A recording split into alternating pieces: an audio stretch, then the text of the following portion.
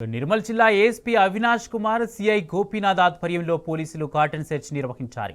బైన్సాపట్నంలోని జుల్ఫికర్ బట్టి వీధుల్లో పోలీసులు ఇంటింటికి తనిఖీలు చేశారు. సరైన పత్రాలు లేని 115 బైకులు, 2 కార్లు, 3 ఆటోలు సీజ్ చేశారు. ప్రజలకు భరోసా కల్పించేందుకే కాటన్ సెర్చ్ నిర్వహిస్తున్నామని ఏఎస్పీ తెలిపారు.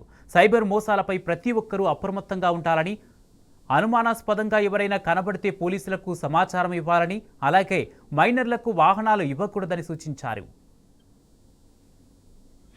ఉదయం బైన్సా పట్టణంలో జుల్ఫికర్ గల్లీ ఏరియాలో కమ్యూనిటీ కాంటాక్ట్ ప్రోగ్రాం నిర్వహించడం జరిగింది. ఇందులో భాగంగా సుమారు 115 బైక్స్, 3 3 వీలర్స్, 2 4 వీలర్స్ సీజ్ చేయడం జరిగింది. వీటన్నిటిపైన కూడా పెండింగ్ ఛాలెంజ్ కానీ రియలైజేషన్స్ ఉంటే ఇవన్నీ చెక్ చేసి పూర్తి డాక్యుమెంట్స్ అన్నీ చెక్ చేసి ఈ బైక్స్ రిలీజ్ చేయడం జరుగుతుంది.